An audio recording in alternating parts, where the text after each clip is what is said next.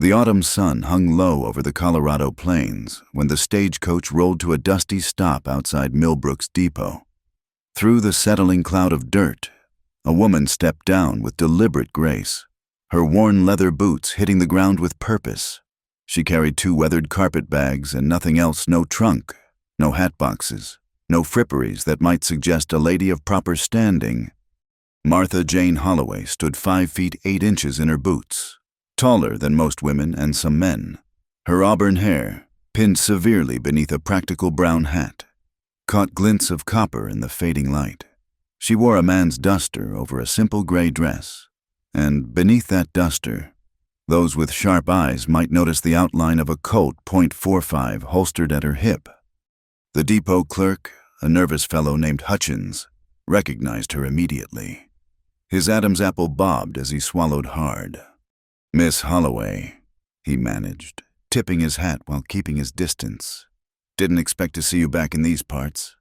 Martha's green eyes, the color of sage after rain, fixed on him with unsettling directness. "Not back, mister? Hutchins, passing through. I've business at the old Roan place, up Devil's Creek way." The clerk's face paled. That's 15 miles into the wilderness, ma'am. Nothing up there but Mr. Elijah Roan," she finished. "I'm aware." Word traveled fast in Millbrook. By the time Martha had secured a meal at the boarding house, sitting alone at a corner table, while other patrons gave her a wide berth, half the town knew she'd returned. The other half was busy spreading tales about why she'd left in the first place. "That's the woman who shot Mayor Blackwood's hand clean through," whispered Mrs. Clearwater to her companion at the general store. "Down in Cedar Ridge, not 2 years past." "Heard she was defending herself," the other woman murmured back, though her tone suggested she didn't quite believe it. "Maybe so, but what kind of woman carries a gun? What kind of woman shoots straight as any man?" Martha heard the whispers she always did, but kept her attention on the letter in her pocket. She'd read it a dozen times on the journey from Kansas, where she'd been working as a telegraph operator under an assumed name. The advertisement in the Territorial Gazette had been simple. "Partner sought for lumber operation. 320 acres prime timber. Devil's Creek region. Equal investment, equal share. Inquiry Roan, Millbrook Post." She'd written, he'd responded. They'd exchanged 6 letters over 3 months, discussing terms, boundaries, and business arrangements. She'd sent her investment every cent she'd saved from 2 years of work and received back a deed with her name on half the property. Martha J. Holloway, co-owner. What she hadn't mentioned in her letters was that she was a woman. What he hadn't mentioned was that he expected a man. The boarding house matron, Mrs. Dulcie, approached her table with the caution one might show a wild animal. "Will you be staying the night, miss?" "No need," Martha replied, counting out coins for the meal. "I aim to reach my property before dark." "Your property, Mrs." Dulcie's voice rose an octave. "Surely you don't mean to travel alone. The road to Devil's Creek is treacherous, and there's talk of wolves this season, not to mention outlaws, vagrants, and all manner of dangers unfit for a woman." Martha stood, adjusting her gun belt with practiced ease. "I appreciate your concern, Mrs. Dulcie, but I've faced worse than wolves." She left the boarding house to find a small crowd had gathered outside. Marshal Tom Briggs stood at the front, his badge catching the late afternoon sun. He was new since she'd left, but he wore the same expression of wary authority she'd seen on lawmen's faces from Utah to Kansas. "Miss Holloway," he said, touching the brim of his hat. "Heard you were in town." "Not for long. Marshal." "Also heard about your trouble down in Cedar Ridge." His hand rested casual-like on his pistol. "We run a peaceful town here." Martha met his gaze steadily. "Then we want the same thing. I'm not here for trouble. Marshal Briggs, I'm here for the land I bought fair and legal. Once I collect my horse and supplies, I'll be on my way." "To the Roan place." It wasn't a question. The marshal's weathered face creased with something that might have been concern or calculation. You know Elijah Roan's reputation. I know he's my business partner. He's a recluse, a hunter. Man hasn't come to town in near 6 months. Lives wild up there, like a hermit or worse. Some say he came back from the war touched in the head. Some say a lot of things about me too, Martha observed. Doesn't make them true. The crowd parted as she made her way to the livery stable. She'd telegraphed ahead to have a horse ready, a sturdy mare built for mountain travel, not speed. The stable boy, no more than 16, fumbled with the saddle until she gently moved him aside and finished the job herself. You really the lady who outdrew Mayor Blackwood? The boy asked, eyes wide. Martha paused in checking the mare's hooves. I didn't outdraw him. Son, I shot first because I had to. There's a difference between being fast and being willing. Remember that. She loaded her supplies methodically, flour, salt, coffee, ammunition, a rifle to complement her pistol, blankets, and a small kit of medical supplies. Everything a person needed to survive in the wilderness. Nothing extra. The townspeople watched from doorways and windows as she worked. This woman who dressed like a man, shot like a soldier, and carried herself like she had every right to exist exactly as she was. Old Samuel Peters, who ran the general store, was the only one who approached her with something resembling kindness. Knew your father, he said quietly, handing her a small bag of peppermint sticks. Good man. Shame what happened. Martha's jaw tightened. That was a long time ago. Mr. Peters. Maybe so, but I remember you when you were just a slip of a girl, learning to shoot bottles off fence posts. Your PA was proud of how quick you learned.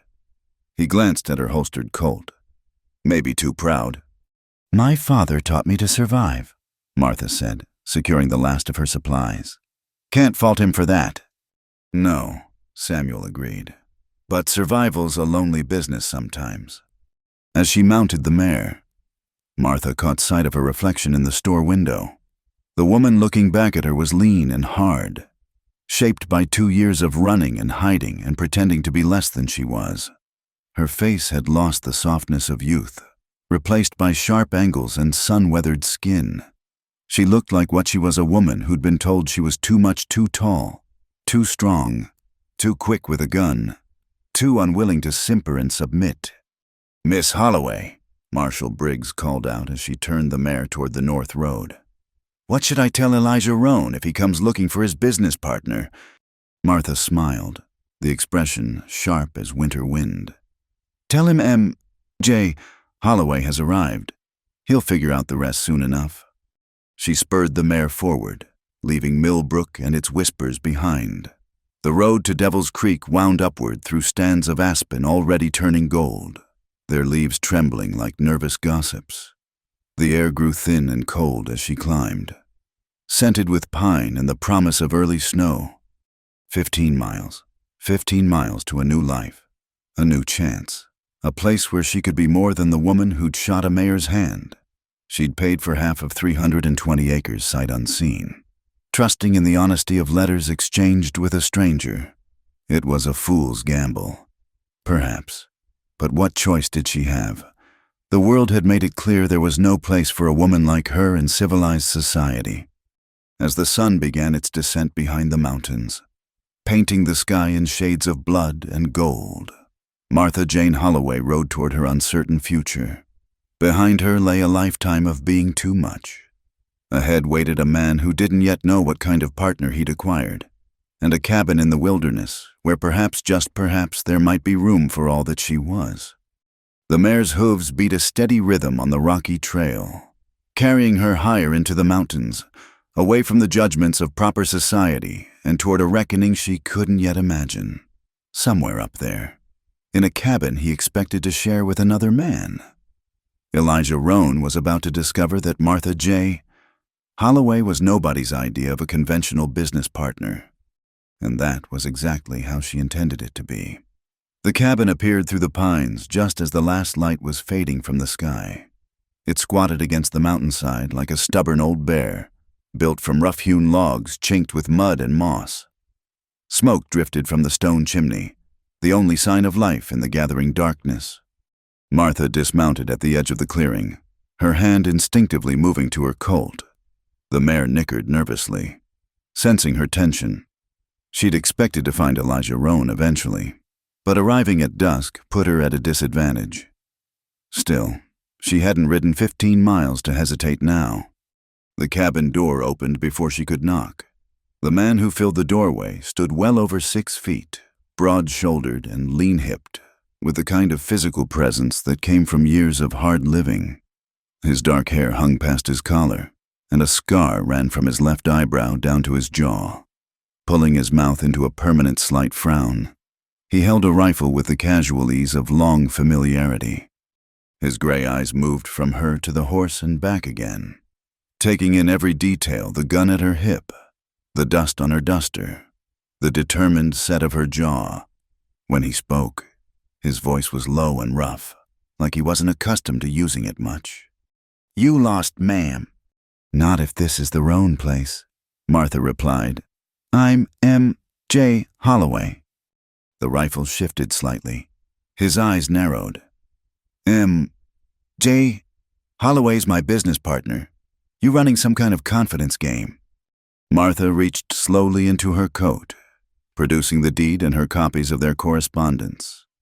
"Martha Jane Holloway, your business partner. I believe you were expecting someone different."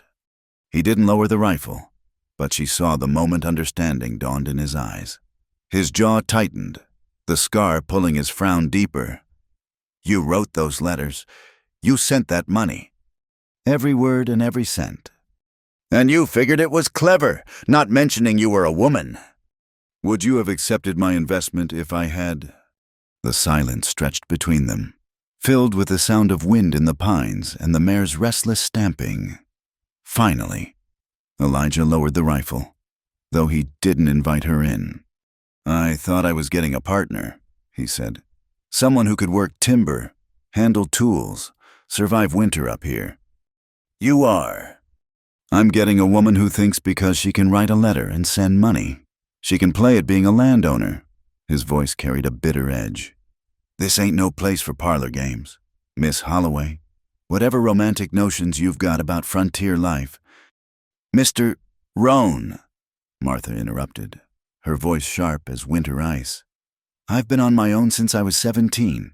I've worked telegraph lines, broken horses, and yes, I've shot men who gave me no choice. I didn't ride 15 miles into the wilderness for romance.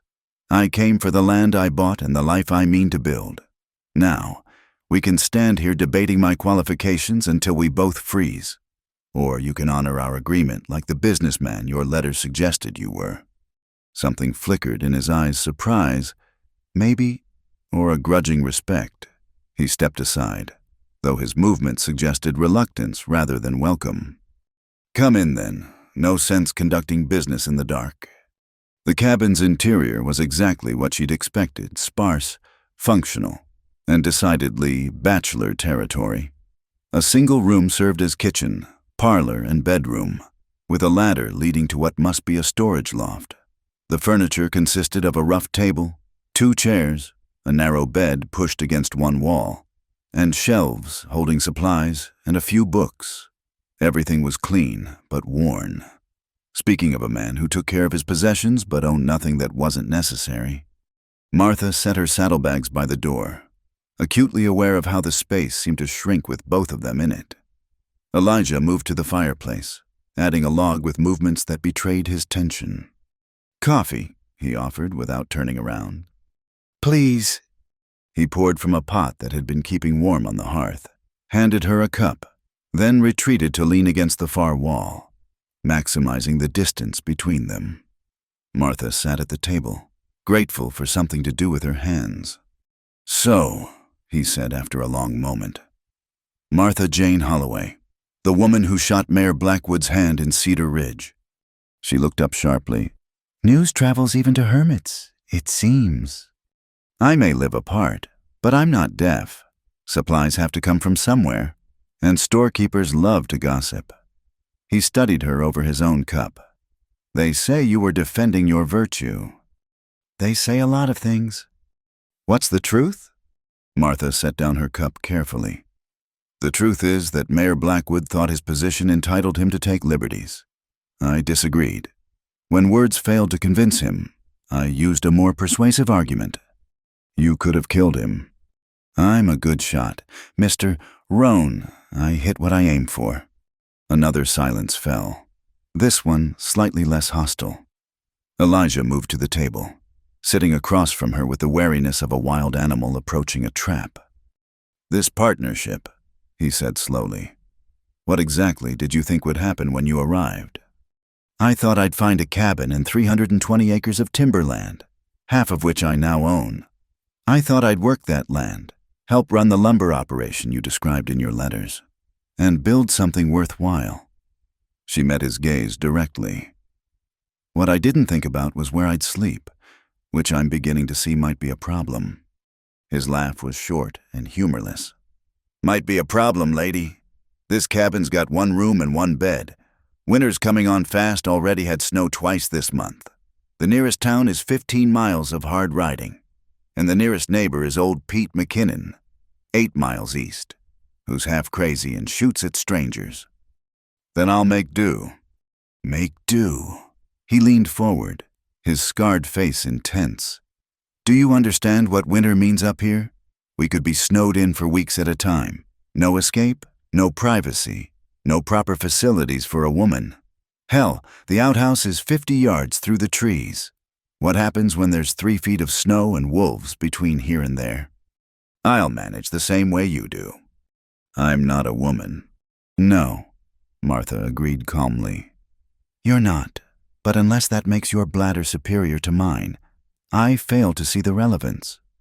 He stared at her, clearly torn between frustration and something that might have been amusement. You're serious. You actually mean to stay. I invested everything I had in this land. Mr. Roan, I've got nothing to go back to and no intention of trying. So yes, I mean to stay. The question is whether you'll honor our agreement or try to run me off. Our agreement was between M.J. Holloway and myself. I was expecting a man. The agreement says nothing about anybody's sex, only about investment, ownership, and shared labor. I notice you didn't hesitate to cash my bank draft. He stood abruptly, pacing to the window. Outside, full dark had fallen, and her mare would need tending. When he spoke again, his voice was quieter but no less firm. Even if I agreed, which I'm not saying I am, this is impossible. You can't live here, not in this cabin, not with me. It wouldn't be proper. Martha laughed, the sound sharp and bitter. Proper, Mr. Roan. I stopped worrying about proper the day I put on trousers and taught myself to quick draw. Society made it clear there's no proper place for a woman like me. That's why I'm here. And what kind of woman is that? She stood, matching his posture, if not his height. The kind who won't apologize for being strong. The kind who'd rather face wolves and winter than another man who thinks he's entitled to my body or my submission. The kind who sees 160 acres of timber and possibility instead of insurmountable obstacles. Pretty words, Elijah said. But words don't split wood or haul logs or survive a blizzard. No, Martha agreed. They don't. She moved past him to the door, collected her rifle from her saddle, and went to tend her horse. She could feel him watching from the doorway as she removed the mare's saddle with practiced efficiency, rubbed her down, and led her to the small lean-to stable beside the cabin. His own horse, a rangy bay gelding, regarded the newcomer with mild interest. When she returned to the cabin, Elijah had set out bread and cold venison on the table, a grudging hospitality, but hospitality nonetheless. Eat, he said gruffly. Then we'll figure this out. They ate in silence, the fire crackling and the wind picking up outside. Martha was acutely aware of every sound, every movement, the strange intimacy of sharing a meal in such close quarters with a man she'd only just met. He seemed equally uncomfortable, his movements carefully controlled, maintaining distance even across the small table. Finally, he pushed back his plate. I'll make you a deal. I'm listening. Stay the week. Work alongside me.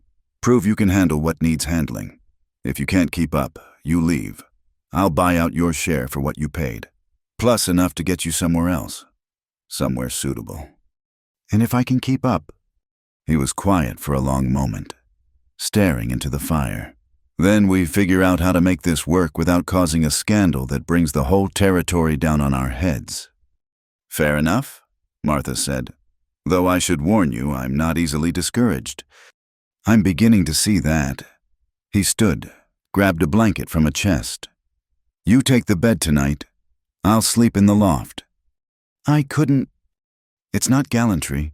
He cut her off. It's practicality. Come tomorrow. You'll need your strength. Proving yourself starts at dawn. As he climbed the ladder to the loft, Martha was left alone by the dying fire, wondering what she'd gotten herself into. The cabin that had seemed adequate in her imagination now felt impossibly small, filled with the presence of a man who clearly wished she were anywhere else. But she'd come too far to turn back now. Tomorrow, she'd show Elijah Roan that M.J. Holloway woman or not was exactly the partner he needed. Even if he didn't know it yet, the blizzard arrived on the third day. Martha woke to an eerie silence, the kind that only comes when snow muffles the world. Through the cabin's single window, she could see nothing but swirling white. The temperature had plummeted overnight, and the frost traced delicate patterns on the glass. Elijah was already up, feeding logs to the fire. He glanced at her as she emerged from behind the blanket she'd strung up for privacy, a small concession he'd made after she'd matched him task for 2 straight days. Storm settled in, he said unnecessarily. Could last days. Martha moved to the window, studying the wall of white. She'd seen storms in Kansas, but nothing like this complete obliteration of the world beyond the cabin walls. How long before we can't get out at all? Already can't, not safely. He straightened from the fire. Hope you meant what you said about managing. The first hours weren't terrible. They went about the morning routines they'd begun to establish: coffee, breakfast, tending to what chores could be done inside. But as the snow continued to fall and the wind picked up to a howl, the cabin began to feel smaller. They tried to work. Martha mended harness while Elijah sharpened tools. They maintained careful distance, moving around each other like dancers who'd agreed never to touch. But awareness hung in the air between them, thick as the smoke from the fire. By afternoon, the tension was palpable.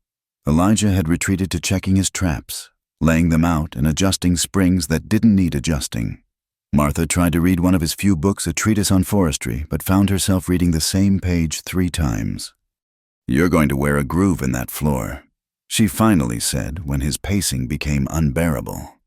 He stopped mid-stride. Not used to being cooped up. Neither am I, but wearing yourself out won't make the storm pass faster. What would you suggest? There was an edge to his voice, sharp with frustration. Martha set down the book. Talk. Maybe we're business partners. Might help to know something about each other beyond our ability to split wood. Not much for talking. I noticed, but we could be trapped here for days. Silence won't make that easier. He dropped into the chair across from her, his long frame folding with reluctant grace. What do you want to know? Why here? Why live so far from everything? His jaw tightened, the scar pulling at his skin. Came back from the war, found I'd lost my taste for crowds. Too much noise, too many people. Up here it's quiet. Which war? The recent unpleasantness between the states. His voice was flat. Fought for the Union. 3 years. Antietam. Fredericksburg. Gettysburg. Martha studied his face, reading the shadows there. You were young. 17 when I enlisted. Thought it would be an adventure. His laugh was bitter. Learned different quick enough. Is that where... She gestured toward his scar. Gettysburg. Confederate cavalry saber. Doctor said I was lucky it missed my eye. He touched the mark unconsciously. Doesn't feel lucky, just feels like a reminder. Of what? Of what men do to each other when they're told it's righteous. He stood abruptly, moving to add wood to the fire, though it didn't need it. Your turn. Why is a woman like you really here? And don't feed me that line about wanting land. You could have bought land anywhere. Martha considered her answer. A woman like me, educated, skilled with a gun, unafraid. You could have found work in any city, maybe even married if you'd been willing to hide those parts of yourself. Hide! She tasted the word like something bitter. Yes, I could have hidden, could have pretended to be meek and mild, kept my eyes down and my opinions to myself. Could have married some man who'd expect me to be grateful for his protection while he decided every aspect of my life. Not all men are like that. No, Martha stood, moving to the window where snow continued to fall. Then why did you assume J. Holloway was a man? Why did every timber operation I wrote to before yours refuse to even consider a woman's investment? He didn't answer. My father raised me like a son, she continued. Taught me to ride, shoot, think for myself. When he died, I thought I could make my own way. But the world had other ideas. Too mannish for the women, too female for the men. No place that fit. So you came here. So I came here. She turned from the window. To the one place that seemed far enough from civilization that maybe the rules wouldn't follow. And now you're trapped in a one-room cabin with a man you don't know. Better than being trapped in a life that would kill me slowly. They stared at each other across the small space, the fire crackling between them. Outside, the wind had picked up to a shriek, rattling the windows and finding every tiny gap in the chinking. I should check the horses, Elijah said suddenly. In this, Martha gestured toward the door, where snow was already piling against the threshold. They need feed. Before she could protest further, he was pulling on his heavy coat and wrapping a scarf around his face. He took a rope from a hook by the door. What's that for? Tie one end to the porch rail. Easy to get turned around in a whiteout? End up walking in circles until you freeze.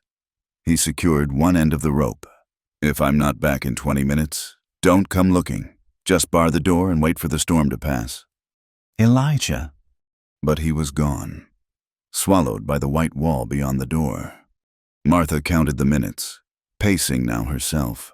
The cabin felt wrong without him in it, too quiet despite the wind. She kept checking the window, but could see nothing beyond the swirling snow. 15 minutes, 16, 17. At 18 minutes, she was pulling on her own coat. At 19, she heard him on the porch, stomping snow from his boots. She yanked open the door to find him covered in white, ice crystals in his beard and eyebrows. Damn fool, she muttered, pulling him inside. Horses are fine, he said through chattering teeth, fed and watered. And you're half frozen. She pushed him toward the fire, helped him out of his frozen coat. What were you thinking? I was thinking they needed tending. They could have waited. Maybe. He let her fuss, which surprised them both. But I needed to get out, she finished. I know. They stood by the fire, close enough that she could feel him shivering. Without thinking, she rubbed his arms, trying to restore warmth. He went very still. Martha. She looked up, suddenly aware of how close they were standing. His gray eyes were dark in the firelight, fixed on her face with an intensity that made her breath catch. She stepped back. You should change into dry clothes. He nodded slowly. Yes. But neither of them moved. The air between them crackled with more than just the fire's heat. Martha felt exposed, like he could see through all her careful defenses to the loneliness beneath. This won't work, he said quietly. You and me, here like this.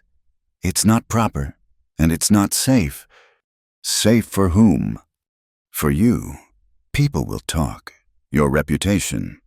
My reputation was ruined the day I refused to let Mayor Blackwood maul me. I'm already the woman who's too much trouble. What's one more scandal? This is different.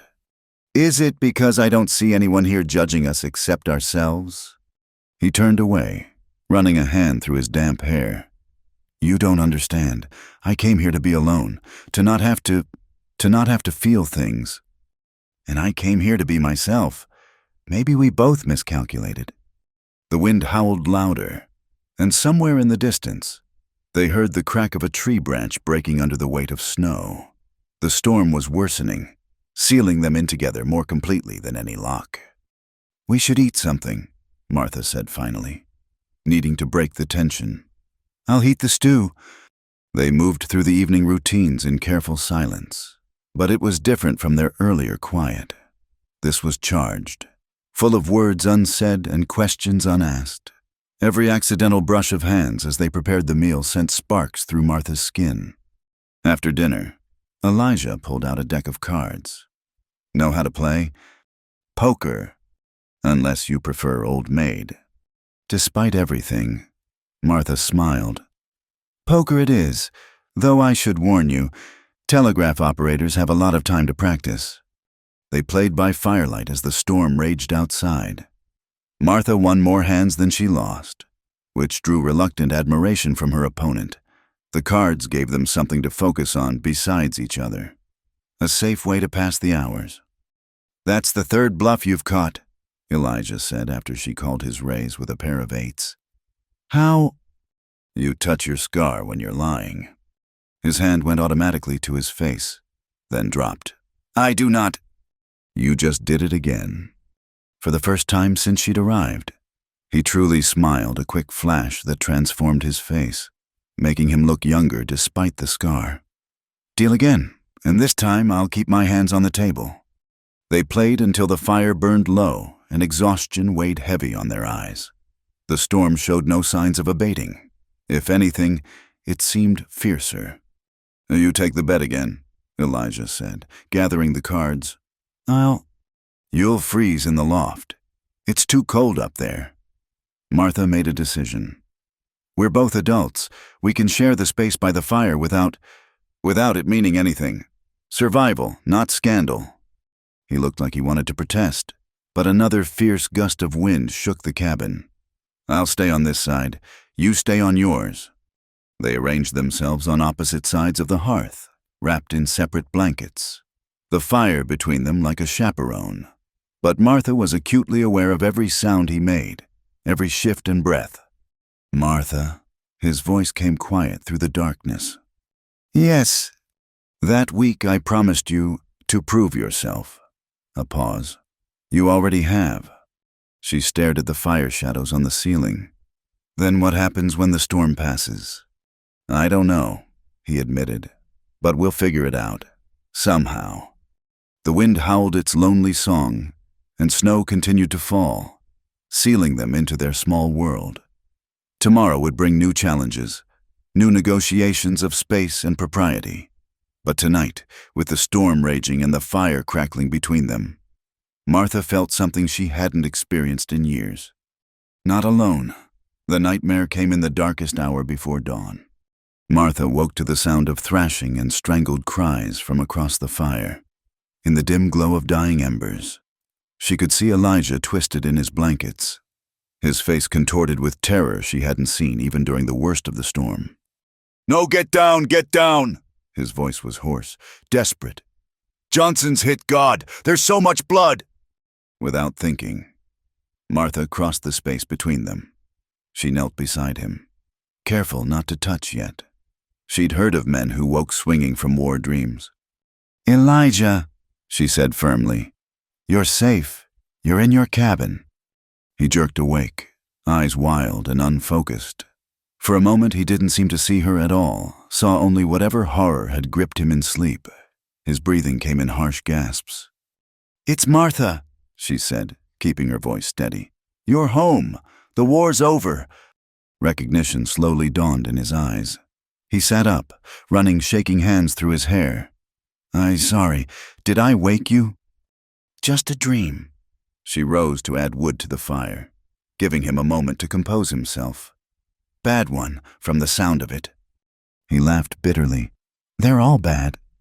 When she turned back, he was sitting with his knees drawn up, arms wrapped around them, looking more like a lost boy than the hard man who'd greeted her with a rifle 3 days ago. The firelight caught the moisture on his face, and she realized he'd been crying in his sleep. Martha poured water from the pitcher into a cup, added a splash of whiskey from the bottle on the shelf. She pressed it into his hands, then surprised them both by sitting beside him instead of returning to her side of the fire. "How often?" He took a long drink before answering. "Most nights. Sometimes I go weeks without them. Think maybe they're finally done. Then something, a sound, a smell, brings it all back. Gettysburg. And all the rest, but yeah, mostly Gettysburg. Third day. We held the center when Pickett charged. Watched them come across that field, brave as anything, knowing they were going to die. We cut them down like wheat." His voice was flat, empty. Martha had heard that tone before, from other men trying to speak of unspeakable things. "Johnson was my tent mate," he continued. "Farm boy from Indiana. Couldn't grow a beard to save his life, so we called him Babyface. Grape shot took most of his chest. He lived long enough to ask me to write his mother." "Did you?" "Told her he died quick and brave. Didn't mention how he cried for her at the end." He took another drink. "Didn't mention how we all did, one way or another." They sat in silence, watching the fire rebuild itself around the fresh wood. Outside, the storm continued its assault on the cabin, but inside felt separate from all that, a small bubble of warmth and unexpected intimacy. "Is that why you stay up here?" Martha asked quietly. "Fewer things to trigger the memories." "Partly. Also fewer people to hurt when I wake up swinging." He glanced at her. "Should have warned you. Should have insisted you leave when the weather was clear. I've dealt with worse than bad dreams." "Have you?" There was genuine curiosity in his voice now. "What haunts Martha Jane Holloway's sleep?" She considered deflecting, keeping her own shadows private, but he'd shown her his wounds. It seemed only fair to reveal some of her own. "My father's death," she said finally. "He was shot by claim jumpers when I was 17. I found him, held him while he died. 3 days later, I tracked them down." Elijah's head turned sharply. "What did you do?" "What needed doing?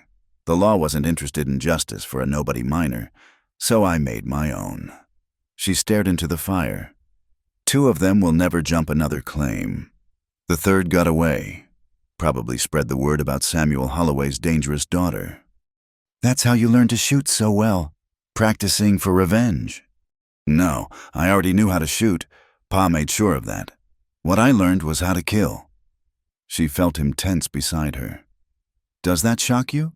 The proper response would be to let the law handle it. Or better yet, to forgive and forget. But I'm not proper, as we've established. "I've killed more men than I can count," Elijah said quietly. "All in the name of preserving the Union. Don't know that wearing a uniform made it any more righteous than what you did. At least you were fighting for something bigger than yourself. Was I, or was I just a boy who thought war would make me a man?" He set down the empty cup. "Turns out it just made me broken." "Not broken," Martha said firmly.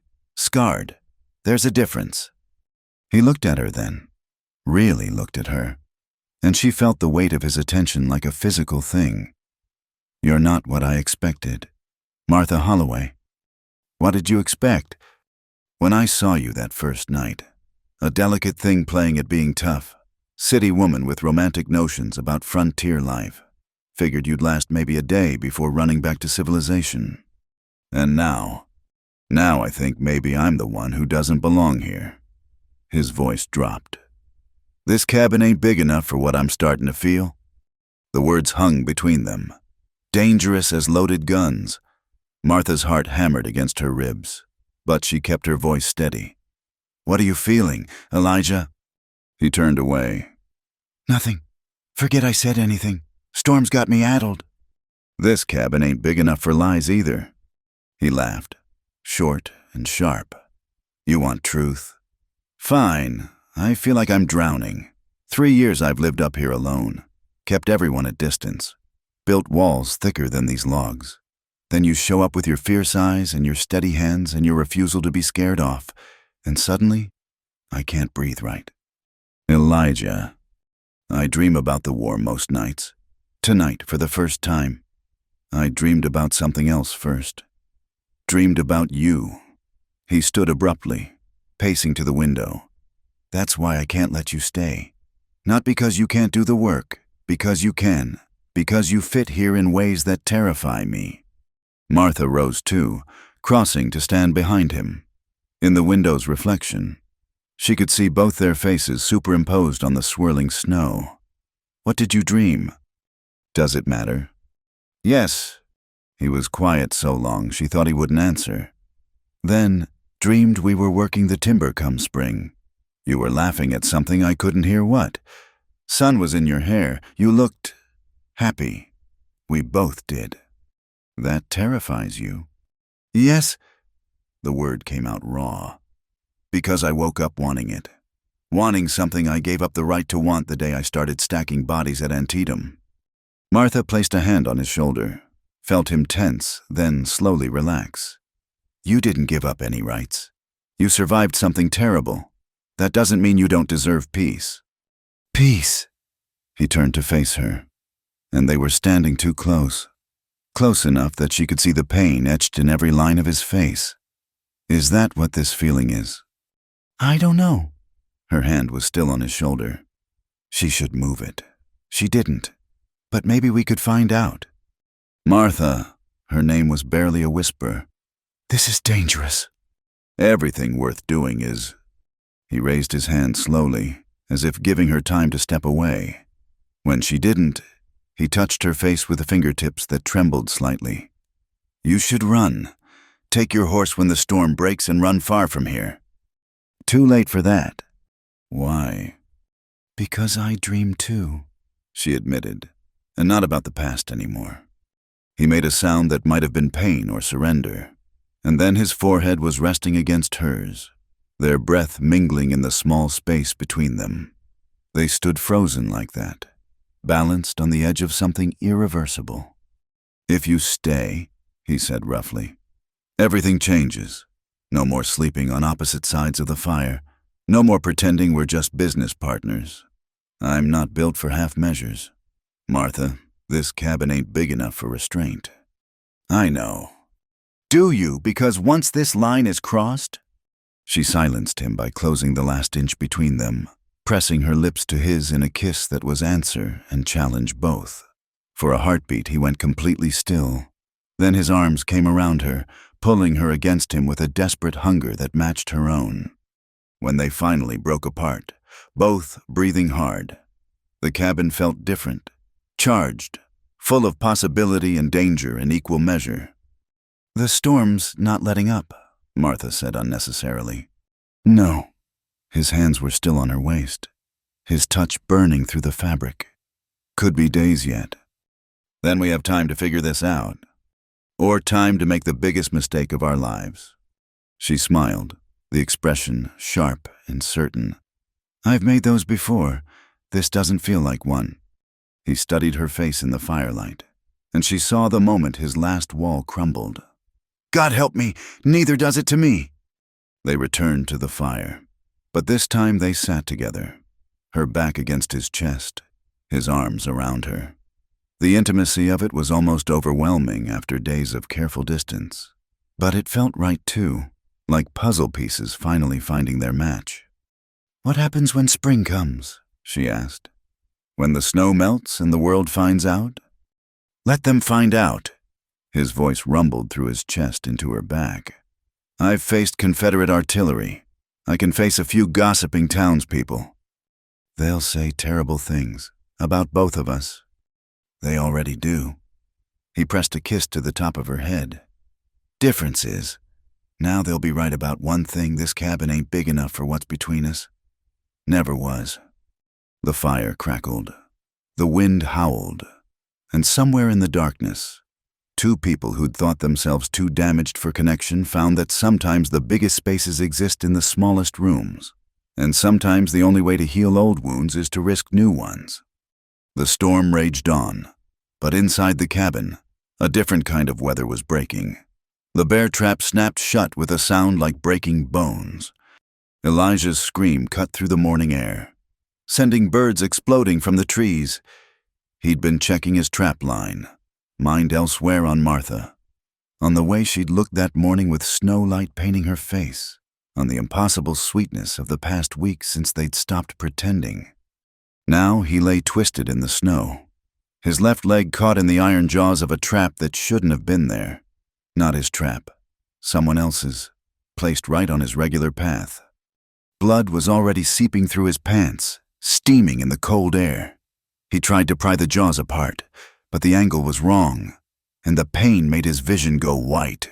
His rifle lay 10 feet away where he'd dropped it, useless as a broken promise. "Martha," he gasped, though she was back at the cabin, a good mile away. The irony wasn't lost on him. He'd spent so long pushing people away. And now, when he needed someone most, he was alone. He tried again to free himself, biting down on his own sleeve to muffle another scream. The trap was new, well-oiled, its spring mechanism too strong for one man to overcome, especially one man losing blood in the snow. Time began to blur. The cold crept in, numbing his fingers, making his movements clumsy. He thought about Martha finding him frozen, thought about her face when she realized, no, he wouldn't let that be how it ended. Not when they'd just begun. He must have passed out, because the next thing he knew, Martha's voice was cutting through the fog. "Elijah, Elijah, answer me." "Here," he managed, though it came out as barely a whisper. Then she was there, dropping to her knees beside him, her face pale but determined. She took in the situation with one swift glance, the trap, the blood, his gray skin. "Damn fool, man," she muttered, but her hands were gentle as she examined the trap. "Who sets a bear trap on a hunting trail?" "Not mine," he gasped. "I know. Hold still." She pulled off her coat, wrapped it around him, then studied the trap mechanism. "I need leverage." She grabbed a thick branch, wedging it between the jaws. Using her whole body weight, she pried while Elijah bit down hard enough to taste blood. The jaws separated just enough for him to pull free, then snapped shut again with vicious finality. His leg was a mess, deep puncture wounds, torn muscle, exposed bone. Martha's face went carefully blank as she examined it, but he saw her hands tremble slightly. "Bad?" he asked. "I've seen worse." She was already tearing strips from her petticoat. "But we need to get you back. Can you stand at all?" He tried, nearly passing out again from the pain. "No!" "Then we do this the hard way." She disappeared into the trees, returning with his rifle and, improbably, the small sled they used for hauling wood. How she'd known to bring it, he couldn't fathom. "Saw blood on the snow by the wood pile," she explained, reading his confusion. "Your blood. Trail led this way. Figured something was wrong when you'd been gone 3 hours for a 2-hour check." Getting him onto the sled was agony, but Martha was strong and determined. She cushioned his leg as best she could, then took up the rope. "This is going to hurt," she warned. "Already hurts. Then it's going to hurt worse." She was right. Every bump and jostle sent fire through his leg, but Martha pulled with steady determination, her breath clouding in the cold air, never stopping despite what must have been burning muscles. Halfway back, he started shivering uncontrollably. Shock, he recognized dimly. Martha stopped long enough to pile more of her clothing on him, her scarf, her gloves, leaving herself dangerously exposed to the cold. Martha. "Shut up and let me save your stubborn hide." By the time they reached the cabin, Elijah was floating in and out of consciousness. He was vaguely aware of being dragged inside, of the blessed warmth of the fire, of Martha's voice steady and calm as she worked. She cleaned the wounds with whiskey, packed them with moss and spider webs, old frontier remedies that actually worked. She stitched what could be stitched with the steady hands he'd come to love, never flinching at the damage. "No doctor for miles," she said, more to herself than to him. "But I've done this before. You're not going to die on me. Elijah Roan, I forbid it." He wanted to laugh at her fierce tone, but darkness was creeping in at the edges. The last thing he remembered was her hand cool against his fevered face. He woke to lamplight and the sound of Martha singing softly a hymn he remembered from childhood. She sat beside the bed, one hand on his forehead, the other holding a cup of something that smelled of herbs and honey. "There you are," she said when his eyes focused. 3 days. You've been fighting fever for 3 days. My leg. Still attached, if that's what you're asking. Healing clean, no sign of blood poisoning. You'll limp for a while, maybe always, but you'll walk. He tried to sit up, fell back with a groan. "The animals are fine. I've been managing." She helped him drink from the cup, her movements infinitely gentle.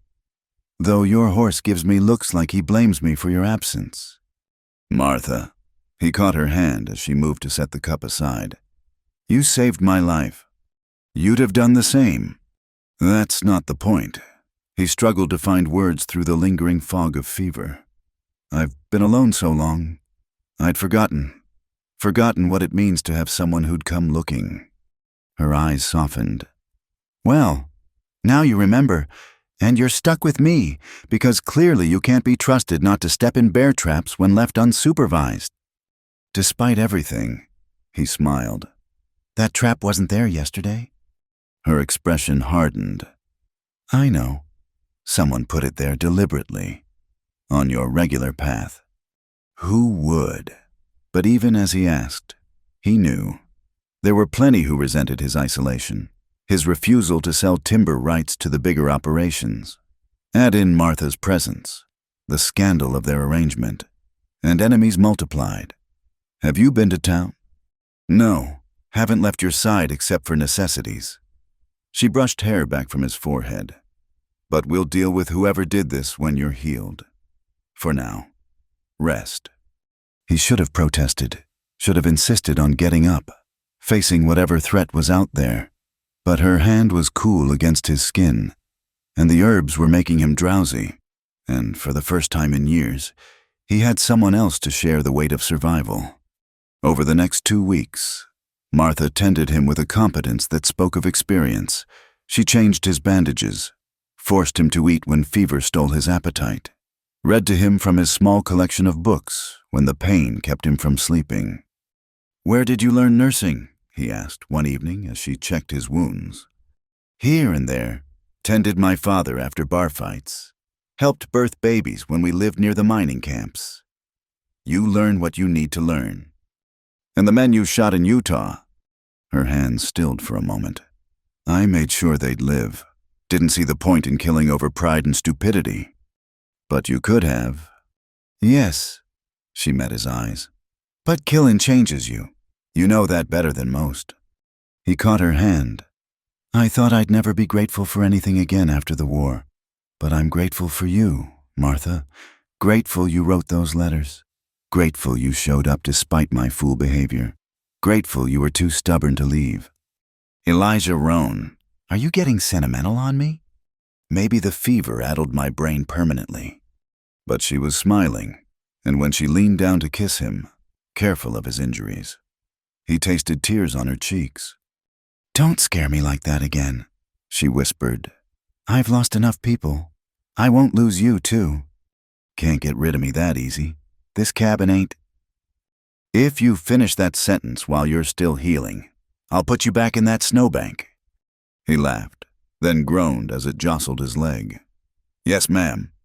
As she settled beside him for the night they'd given up any pretense of separate sleeping arrangements, Elijah marveled at the turn his life had taken. He'd built this cabin as a fortress against the world, a place to hide from his ghosts. Instead, it had become something else entirely, a home. Tomorrow would bring new challenges. Someone had tried to kill or maim him, and they'd have to deal with that threat. The town would have opinions about their living arrangement. Spring would come, bringing lumber contracts and all the complications of the outside world. But tonight, with Martha warm against his side and his leg healing clean, Elijah Roan allowed himself to believe in second chances. The cabin that had seemed too small for two had somehow become exactly the right size for everything that mattered. Sleep, Martha murmured against his shoulder. I'll keep watch. And for the first time since Gettysburg, he did deep and dreamless, trusting someone else to guard his peace. The news reached town like wildfire in August, dry, fast, and destructive. That Holloway woman is living in sin with the hermit. Mrs. Abigail Clearwater announced at the church quilting bee, her needle stabbing fabric with righteous vigor. My husband saw them together when he delivered supplies. She was wearing trousers, helping him stack wood. No shame at all. Living together without benefit of marriage. Mrs., Dulcie added, shaking her head. What kind of example does that set? By the time Reverend Josiah Whitfield heard the gossip, it had grown into a full scandal. A fallen woman had corrupted the war veteran. They were living like heathens in the wilderness. Something had to be done. The Reverend was a tall, austere man who believed in the power of shame to correct wayward souls. He'd arrived in Millbrook 2 years prior, determined to bring civilization to the frontier. The situation at Devil's Creek presented exactly the kind of moral challenge he'd been waiting for. I'll ride up there myself, he announced after Sunday service. Bring them the word and the opportunity for redemption. Marshal Briggs, leaning against the church door, spoke up. Might want to reconsider that. Reverend, Elijah Roan doesn't take kindly to unexpected visitors.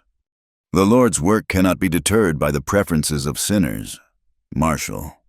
Maybe not, but a Springfield rifle sure can slow it down some.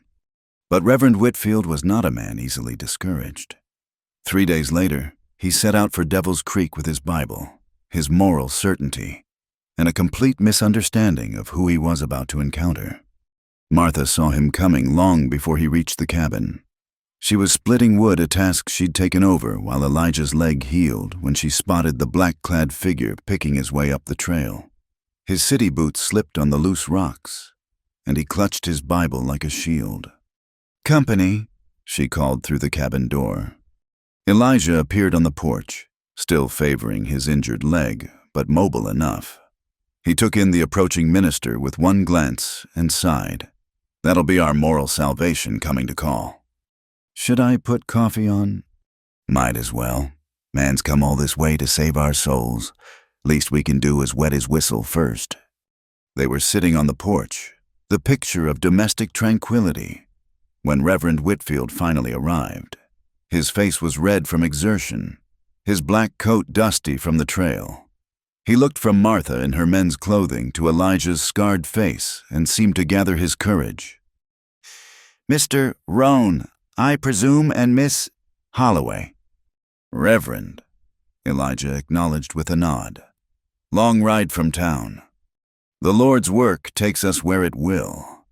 The Reverend's eyes darted between them, clearly unsettled by their calm reception. "I've come to discuss your situation." "Our situation?" Martha asked mildly, pouring coffee from the pot she'd brought out. "You mean our timber operation? It's coming along well. Thank you for asking." "You know very well what I mean." The Reverend accepted the coffee but set it aside untouched. "You're living together without the sanctity of marriage. The whole town is talking." "Are they?" Elijah stretched his leg out, wincing slightly. "Must be a slow news season." Mr. Roan, I've come to offer you both a chance at redemption. Miss Holloway, there's a widow in town who needs a companion. Respectable work for a woman. And Mr. Roan, surely you can see that this arrangement is nobody's business but ours," Martha interrupted calmly. The Reverend's face flushed darker. "It is the business of every God-fearing Christian to stand against sin." "Sin?" Elijah's voice had gone dangerously quiet. "Tell me, Reverend, were you at Antietam?" What? No, Gettysburg, Chancellorsville. Any of the places where boys learned what hell really looks like. I ministered to the souls of... You ministered. Elijah stood slowly, favoring his bad leg but still imposing. While better men than you or me were dying in the mud. And now you ride up here to tell me about sin. The war has nothing to do with... The war has everything to do with everything. Elijah cut him off. You want to talk about sin? Let's talk about sending boys to die for rich men's causes. Let's talk about stacking corpses like cordwood. Let's talk about surgeons sawing off limbs without enough whiskey to dull the screaming. The Reverend had gone pale. Mr. Roan, I understand you suffered. You understand nothing. Elijah's scarred face was hard as granite. But I'll tell you what I do understand. That woman saved my life, pulled me out of a bear trap, hauled me a mile through snow, spent 2 weeks nursing me through fever.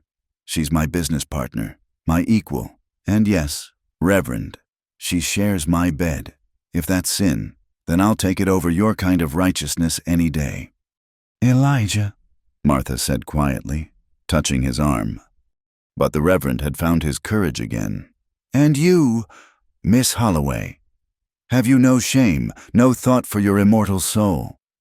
Martha stood, moving to stand beside Elijah. My soul is my own concern, Reverend Whitfield. As for shame, I'm ashamed of many things.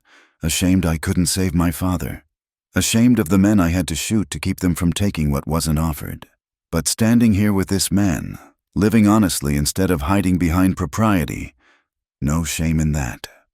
The town will not stand for this flagrant disregard for decency. Then the town can stay in town, Elijah said flatly. We're not asking for approval. We're not asking for anything except to be left alone. The Reverend drew himself up to his full height. If you persist in this sin, I'll have no choice but to... The porch board cracked under Elijah's fist. The sound was like a gunshot in the mountain quiet. The Reverend jumped, coffee spilling across his black coat. You'll have no choice but to get off my land. Elijah finished, his voice deadly calm. Now, are you threatening a man of God? I'm telling a trespasser to leave. What God you serve is between you and him. The Reverend scrambled to his feet, clutching his Bible. This isn't over. The righteous will not stand by while... He stopped mid-sentence. Martha had drawn her Colt, not pointing it, but holding it with casual expertise. Reverend, my partner asked you to leave. I'd hate for you to slip on the trail in those city boots. Accidents happen in the mountains. For a moment, they formed a tableau, the minister with his Bible and outrage, the scarred veteran and the woman who refused to apologize for existing, all frozen in the clear mountain air. Then the Reverend turned and fled, his dignity forgotten in his haste to escape. They watched him stumble down the trail until he disappeared into the trees. Well, Martha said, holstering her gun, that went about as expected. Elijah sank back into his chair, the brief confrontation having taxed his still-healing leg. He'll make trouble. Let him. She sat beside him, taking his hand. What's the worst they can do? Run us out. They're welcome to try. Martha. He turned her hand over in his, tracing the calluses that spoke of hard work and harder choices. Maybe he's right. Maybe I should make an honest woman of you. She laughed, the sound sharp and bright as breaking glass. Honest Elijah Roan. I'm the most honest woman you'll ever meet. I don't need a preacher's blessing to make that true. But the talk will happen regardless. They talked when I was alone. They'll talk now that I'm not. At least now they're talking about something real instead of their fevered imaginings. He pulled her close, pressing his face into her hair. How did I get so lucky? Lucky you got your leg nearly torn off. And you put it back together. Worth it. They sat in comfortable silence, watching the sun descend toward the peaks. The Reverend's visit had changed nothing and everything. The town now knew for certain what had only been rumor. There would be consequences. They might boycott our timber, Elijah said eventually. Then we'll sell elsewhere. Denver's growing. They need lumber. Might come up here in groups, try to force us out. Let them try. Her hand moved to her gun. I've faced worse odds. Martha. He turned to look at her directly. I need you to know if you wanted to leave. If this gets too hard. She silenced him with a kiss, fierce and possessive. This cabin ain't big enough for doubt, Elijah Roan. You're stuck with me." Thank God for that. As darkness fell, they went inside together, barring the door against more than just the cold. Whatever came next, they'd face it together. The Reverend could rage, the town could gossip, but here in their small cabin, they'd built something that no amount of moral outrage could tear down. "You know what the funny thing is?" Martha said as they prepared for bed. "What's that?" "He never even asked if we loved each other. All that worry about propriety, and he missed the only thing that matters." Elijah pulled her close, mindful of his healing leg. "Do we love each other?" She smiled in the darkness. "What do you think?" "I think this cabin ain't big enough for anything but the truth." "Then yes," she whispered. "Yes, we do." And in the end, that was all the salvation either of them needed. The morning sun painted the snow gold when Martha stepped out to split wood. 3 weeks had passed since the Reverend's visit. 3 weeks of quiet defiance and deepening connection. Elijah's leg had healed enough for light work, and they'd fallen into rhythms that felt both new and ancient. 2 people learning to move as one. She was setting another log on the stump when she felt it, the weight of eyes watching. Not the casual observation of deer or the wary attention of wolves. Human eyes. "Morning coffee's ready," she called without turning, loud enough for Elijah to hear inside. He appeared in the doorway immediately, reading the tension in her voice. His hand moved casually to the rifle by the door as he stepped onto the porch. "We have a visitor," Martha said quietly, still not looking toward the tree line. "Behind the big pine, about 30 yards east." Elijah's eyes tracked to the spot without seeming to. Someone was indeed there, trying to stay hidden but not quite managing it. Just one. Far as I can tell. "Come on out," Elijah called, his voice carrying clear across the snow. "No point skulking in the trees like a thief." For a long moment, nothing moved. Then a figure emerged, tall, lean, wearing a long coat that had seen better days. As he approached, Martha's hand instinctively moved to her Colt. The man's face was weathered, marked by years and violence. But it was his eyes that made her breath catch. Cold, calculating, familiar. "Well, well," the stranger said, stopping just outside comfortable shooting range. "Martha Jane Holloway. Been a while." "Not long enough. Garrett." Her voice was steady, but Elijah heard the steel beneath it. "Thought you were smart enough to stay in Utah." "Garrett." Elijah shifted slightly, putting himself at a better angle. "This wouldn't be Thomas Garrett, would it, Mayor Blackwood's brother-in-law?" The man smiled, an expression that didn't reach his eyes. "The very same, though I prefer to think of myself as the brother of a man this woman maimed for life." "Your brother got what he deserved," Martha said flatly. "He's lucky I only shot his hand." "Lucky." Garrett tested the word like bitter medicine. "He can't hold a pen proper anymore. Can't shake hands at political gatherings. You ended his career. Miss Holloway ended his life in all the ways that matter to him. He should have thought of that before he tried to force himself on me. That's your version." Garrett's hand moved slowly, deliberately, toward his coat. "His version is different. Says you led him on, then shot him when he tried to collect what was offered." "He's a liar," Elijah said, speaking for the first time. "And you're trespassing." Garrett's eyes flicked to him, taking in the scar, the protective stance, the rifle held with easy competence. "So you're the man she's corrupted. The war hero turned hermit.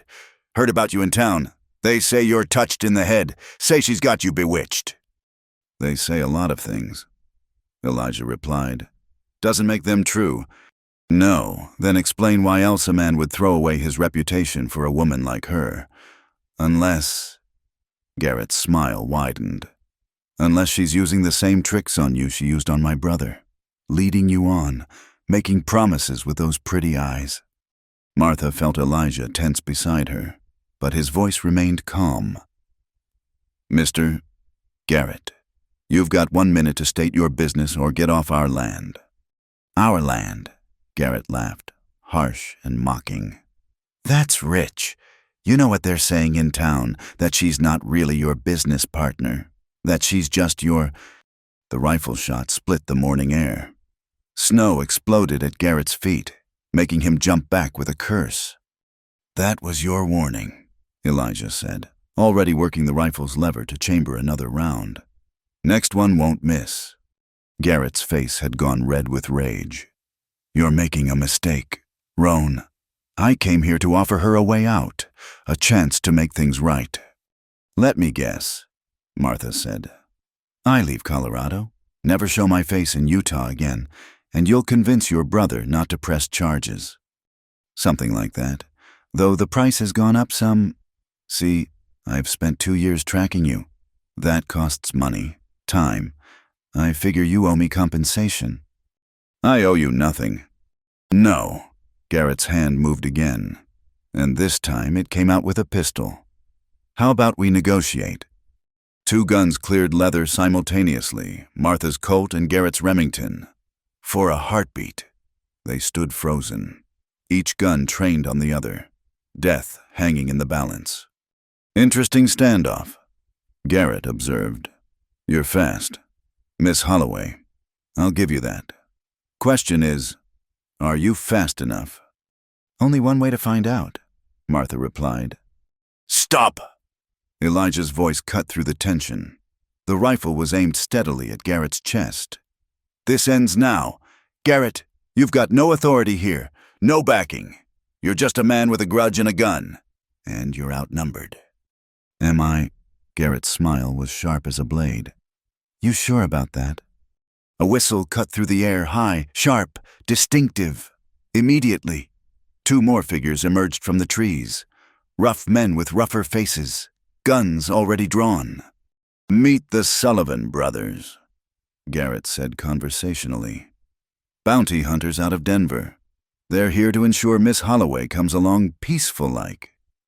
There's no bounty on me, Martha said, though her heart was racing. I was cleared of wrongdoing. In Utah, maybe, but there's other charges. Horse theft in Kansas, assault in Nebraska. Amazing how many crimes a woman can accumulate when someone's willing to pay for testimony. Lies. Prove it. Garrett's voice hardened. Come with us now, or we take you anyway. Your choice. Elijah spoke without taking his eyes off the men. Martha, when I say run, you get inside. Bar the door. I'm not leaving you. That's an order. She almost smiled. Since when do I take orders? The tension stretched tighter. 3 guns on them, 2 in return. Bad odds, made worse by open ground and no cover. But Martha had faced bad odds before. It was Garrett who broke first, impatience overcoming caution. As his finger tightened on the trigger, Martha was already moving. Her shot took him in the shoulder, spinning him around. Elijah's rifle boomed, and one of the Sullivan brothers went down clutching his leg. The 3rd man fired wild, splinters exploding from the porch rail. Martha felt fire streak across her arm, but kept shooting, driving him back toward the trees. Elijah worked the rifle with mechanical precision, laying down cover fire that kept the wounded men from regrouping. Then, as suddenly as it began, it was over. Garrett lay groaning in the snow, his gun fallen from nerveless fingers. One Sullivan brother was down, maybe dying. The other had vanished into the forest. Martha, Elijah turned to her, seeing blood on her sleeve. You're hit. Graze, she said, though her arm burned like fire. Check on them. They approached cautiously. The downed Sullivan brother was unconscious but breathing. His leg wound serious but not immediately fatal. Garrett was conscious, clutching his shoulder and cursing steadily. You've made a mistake, he gasped. This won't end here. It ends exactly here, Elijah said grimly. He looked at Martha. We could finish it. No one would know. Claim self-defense. Martha considered it. These men had come to take her, to drag her back to face false charges and certain conviction. Garrett would never stop hunting her. But she thought of her father, of what he'd taught her about justice and mercy. about being better than those who'd hurt you. No, she said finally. We're not murderers. Your mistake, Garrett spat. Maybe? She knelt beside him, using his own belt to bind his wound with rough efficiency. But it's mine to make. You're going to live. Garrett, you and your friend here, and you're going to leave Colorado. Tonight. Don't come back. Or what? Or next time. I won't be feeling merciful. She leaned close, her voice dropping to a whisper. Your brother was lucky I only shot his hand. You're lucky I'm letting you leave with your life. Don't test that luck again. They dragged the wounded men to the edge of their property, where the escaped Sullivan brother eventually emerged to collect them. Martha and Elijah watched them disappear down the trail, knowing this wasn't over. Not really. They'll be back, Elijah said quietly. Or others like them. I know. We could leave, head north to Montana, or west to California. Start fresh where no one knows us. Martha turned to look at him, this man who'd offered to kill for her, who'd stood beside her against odds that should have sent him running. Is that what you want? What I want, he said slowly, is to stop running from things, stop hiding. We've both done enough of that. Then we stay. We stay. He pulled her close, mindful of her wounded arm. But we do it right. No more looking over our shoulders. No more waiting for the next Garrett to show up. What are you saying? He stepped back, his gray eyes serious. I'm saying we go to town tomorrow, find that judge who comes through on circuit, make this partnership legal in every way that matters. Elijah Roan, are you proposing? This cabin ain't big enough for half measures. Remember, if we're going to face whatever comes, I want to face it as your husband, if you'll have me. Martha looked at him scarred, stubborn, beautiful in his damaged strength. You sure you want to tie yourself to a woman with this much trouble following her? Your trouble is my trouble now. Has been since the day you showed up and refused to leave. Then yes, she said simply. Yes, I'll marry you. They sealed it with a kiss that tasted of gunpowder and promises, of blood and new beginnings. Behind them, the cabin stood solid against the morning sun, no longer a refuge from the world but a fortress they'd defend together. Whatever came next, vengeful brothers, moral crusaders, or simple frontier challenges, they'd face it as one. The cabin that had once been too small for restraint had become exactly the right size for two hearts that refused to be caged. The ride to town felt different this time. Martha sat straight in her saddle, no longer the woman sneaking through shadows or running from her past. Beside her, Elijah rode with quiet purpose, his rifle across his saddle and determination set in every line of his scarred face. Word of the shooting had already reached Millbrook. As they entered the main street, curtains twitched and conversations stopped mid-sentence. Martha saw Mrs. Clearwater clutch her shopping basket tighter, saw the fear and fascination in equal measure on the faces of those they passed.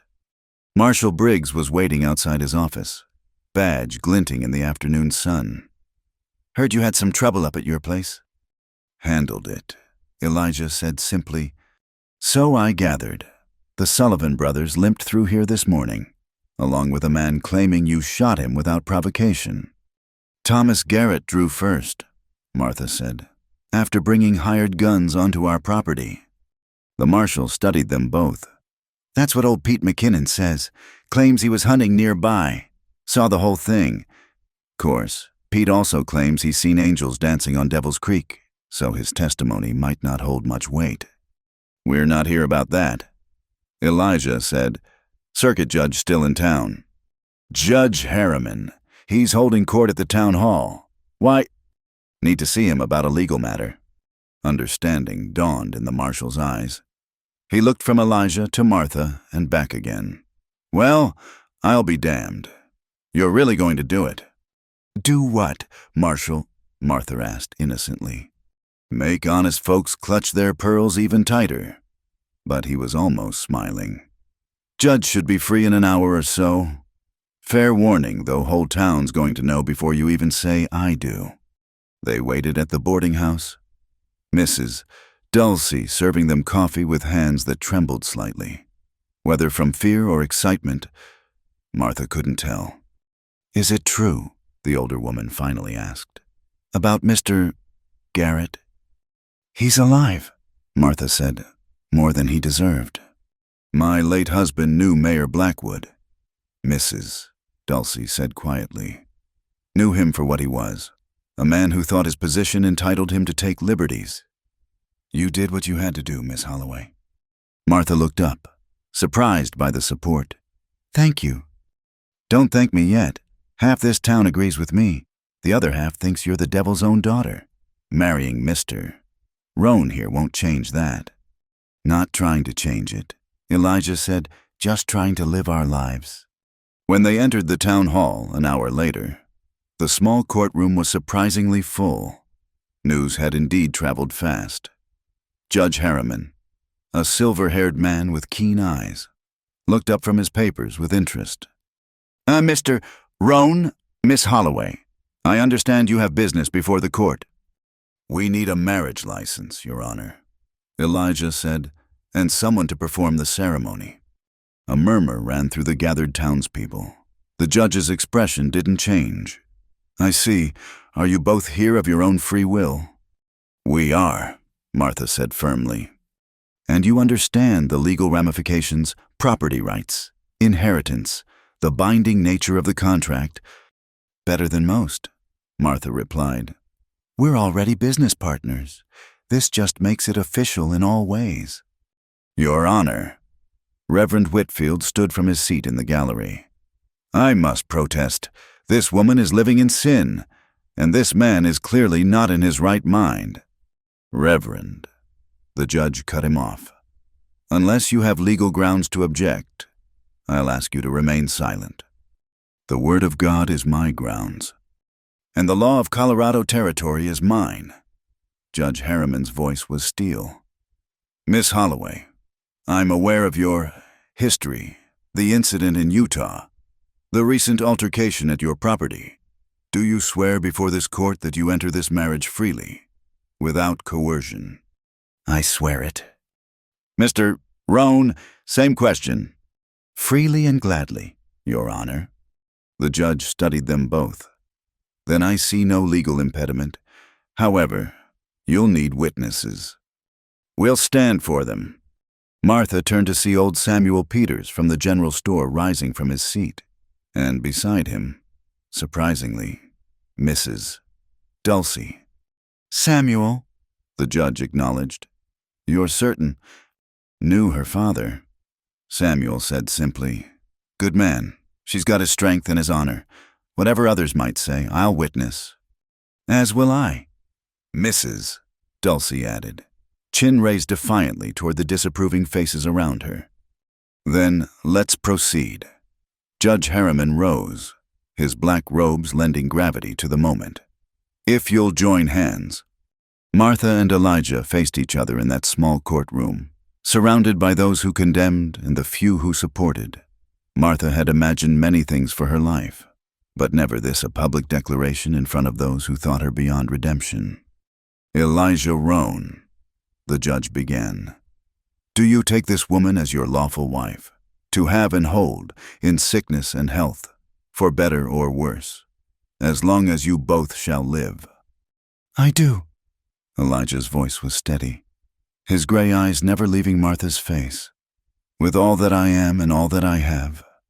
"Martha Jane Holloway, do you take this man as your lawful husband, to have and hold, in sickness and health, for better or worse, as long as you both shall live?" "I do." She squeezed his hands, feeling the calluses that matched her own.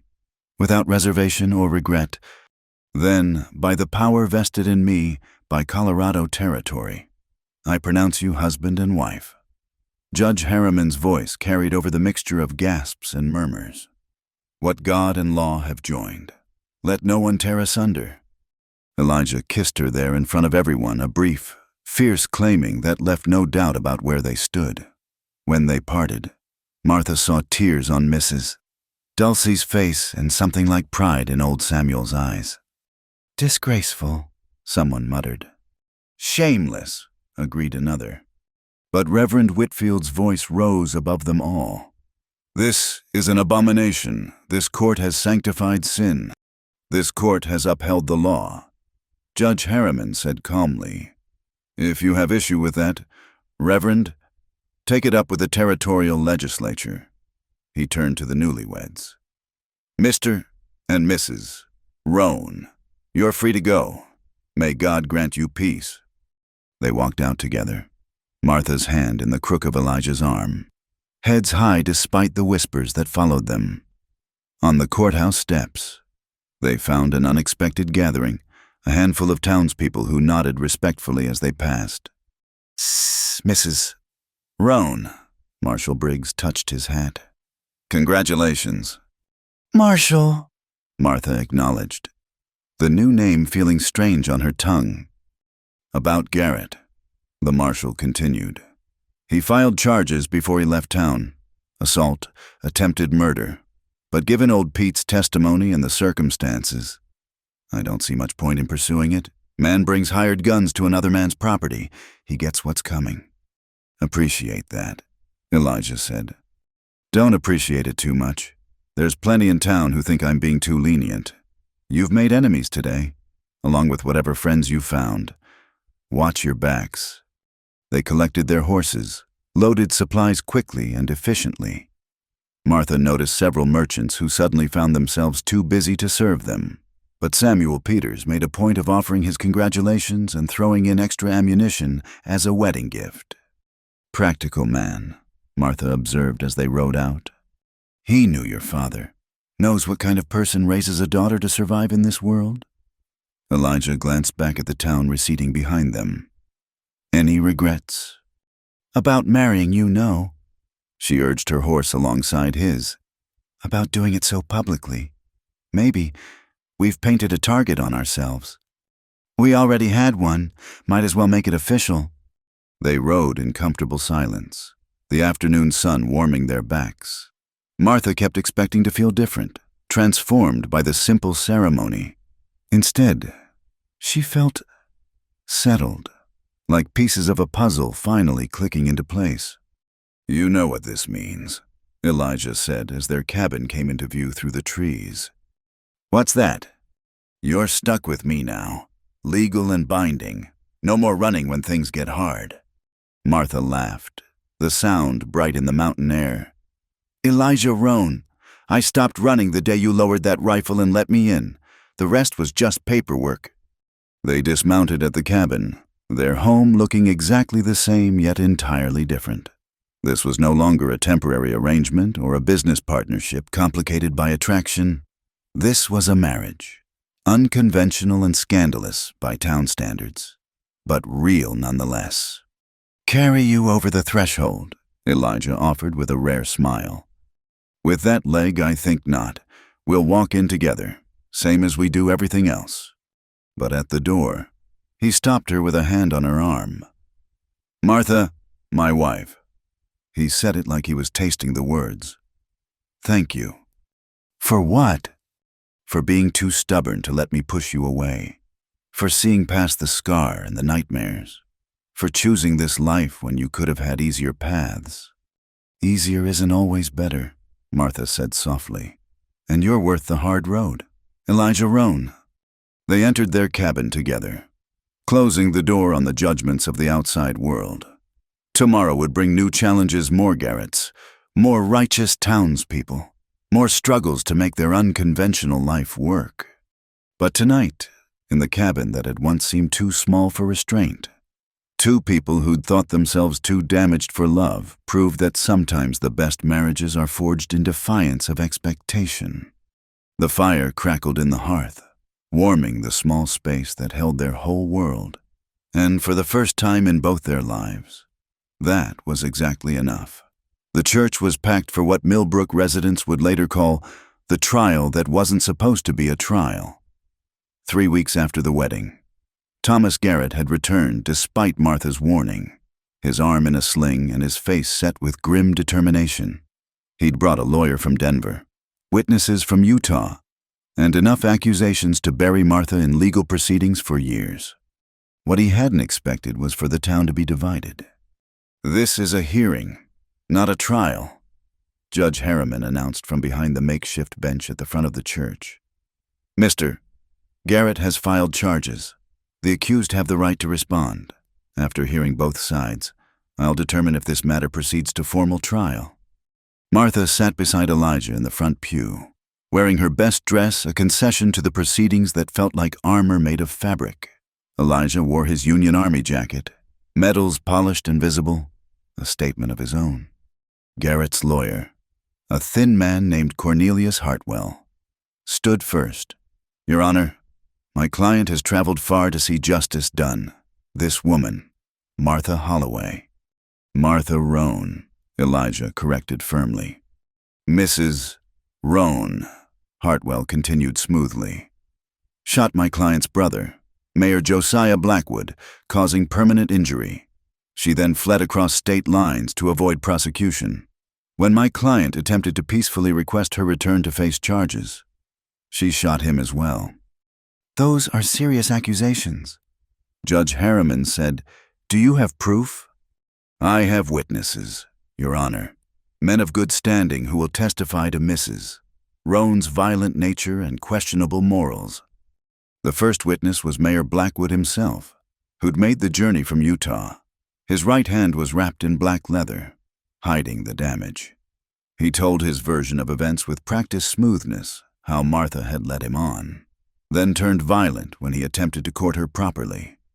"She's a temptress, Your Honor," Blackwood concluded, "uses her feminine wiles to ensnare men, then cries victim when they respond to her advances."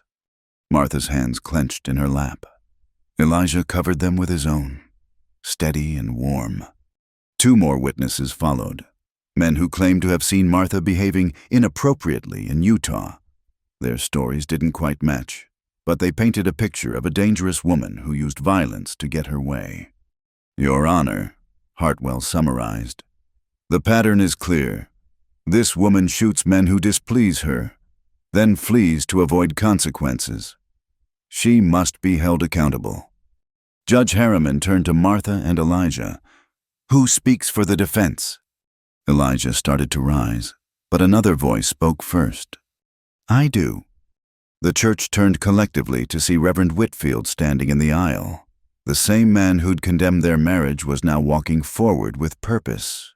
"Reverend," Judge Harriman's surprise was evident. "You wish to speak for Mrs. Roan?" "I wish to speak the truth, Your Honor."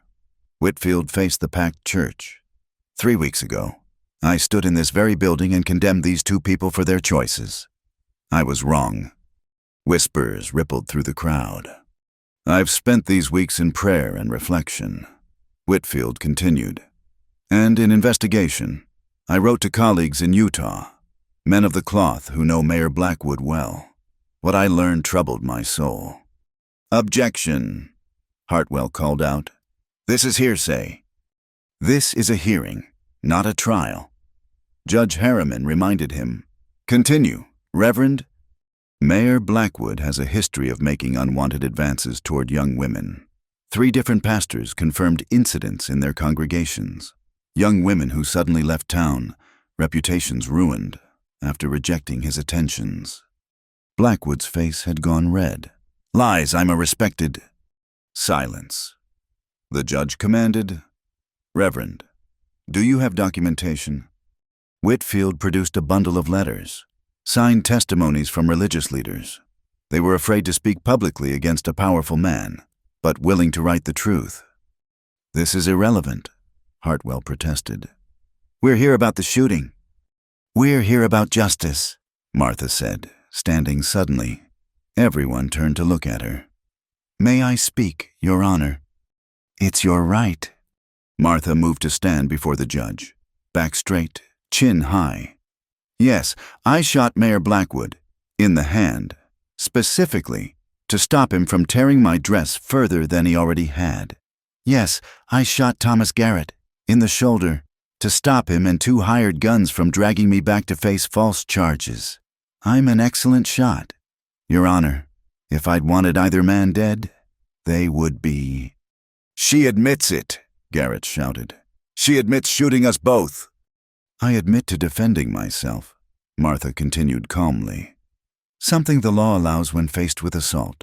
Mayor Blackwood cornered me in his office during a business meeting about my father's mining claims. When words didn't stop his hands, bullets did. Prove it, Blackwood snarled. I kept the dress. Martha's voice was steady. The one you tore. Blood evidence shows the angle of the shot consistent with close-quarters self-defense, not an ambush as you claim. She turned to address the packed church. You want to know what kind of woman I am? I'm the kind who refuses to be a victim, the kind who won't apologize for being strong enough to save herself. If that makes me dangerous, so be it. Your Honor, another voice called out. Old Samuel Peters stood. I have something to say. Proceed. I knew Martha's father, good man, taught his daughter to be independent because he knew the world wasn't always kind to women alone. After he died, Mayor Blackwood tried to steal the Holloway mining claims. That's why Martha went to his office to fight for what was legally hers. How do you know this? Because I helped her father file those claims. Have the paperwork to prove it. Blackwood wanted those claims bad enough to try to compromise Martha's virtue, figuring a ruined woman would have no choice but to accept his protection. More people stood Mrs. Dulcie, Marshall Briggs, even some who'd previously condemned Martha, one by one. They spoke of small observations, overheard conversations, patterns of behavior that supported Martha's version of events. I saw her the day she left Utah. One traveling merchant testified. Dress torn, bruises on her arms.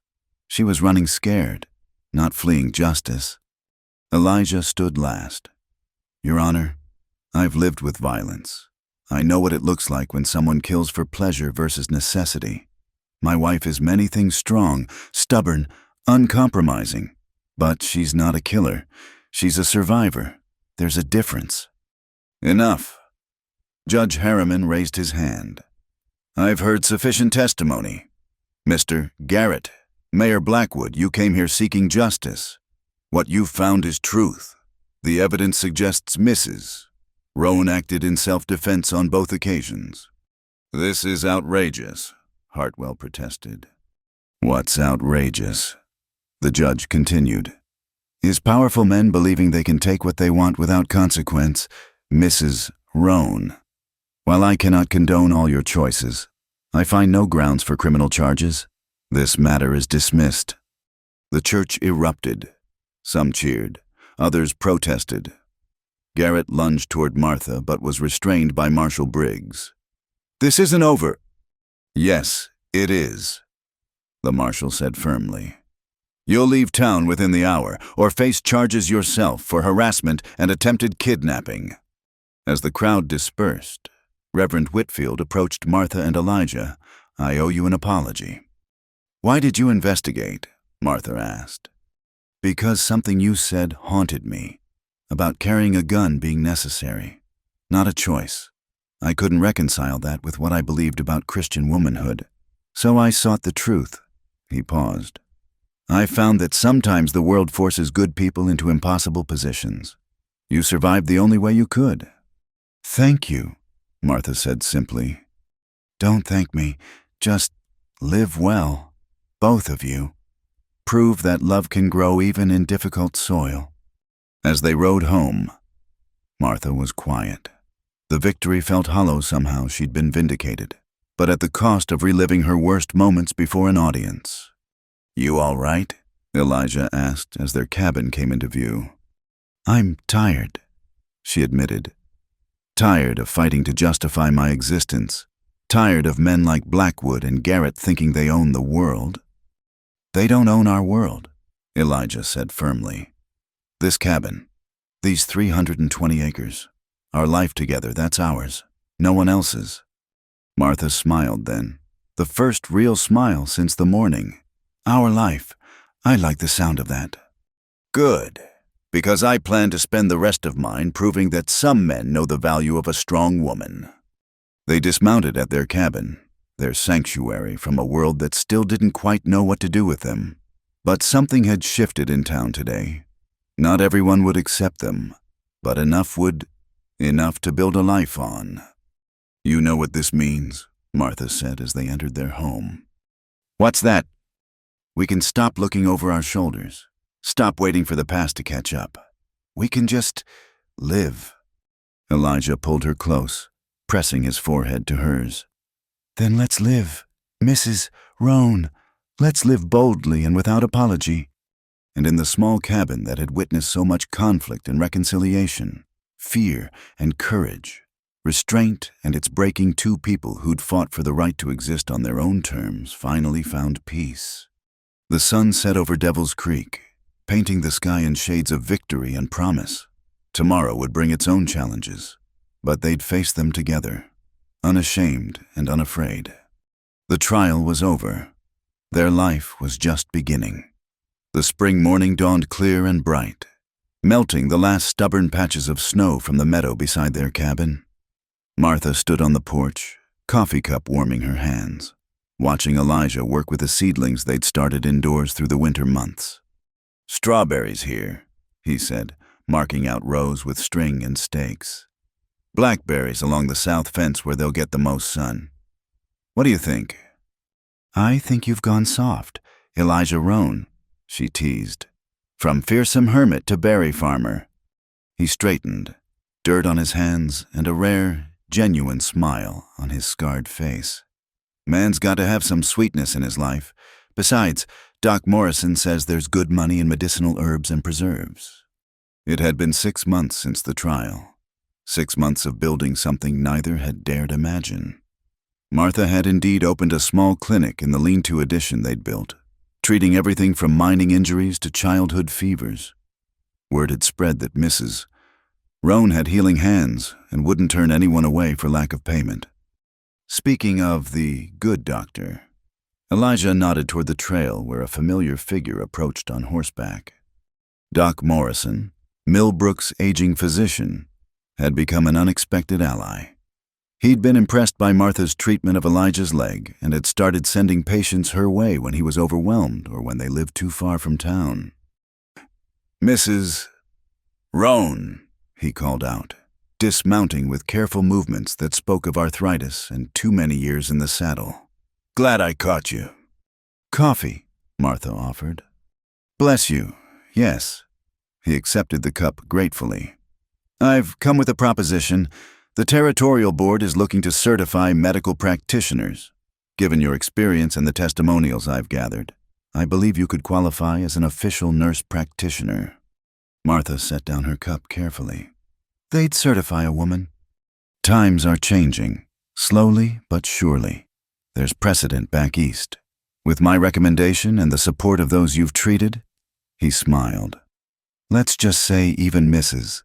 Clearwater sang your praises after you saved her grandson from that fever."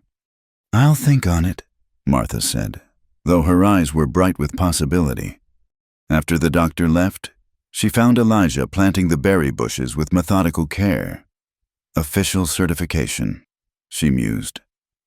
"Martha Roan, nurse practitioner, has a ring to it." He looked up at her. "You'll do it." "Would mean trips to Denver for examination. Time away from here. This cabin ain't going anywhere. Neither am I." He stood, brushing dirt from his knees. "Martha, you've got a gift. Be ashamed not to use it fully." She kissed him, tasting coffee and promise. "When did you become so wise?" "About the time I stopped trying to hide from the world and started trying to build something in it." They worked together through the morning, planting their garden, planning improvements to the cabin, discussing contracts for the summer timber harvest.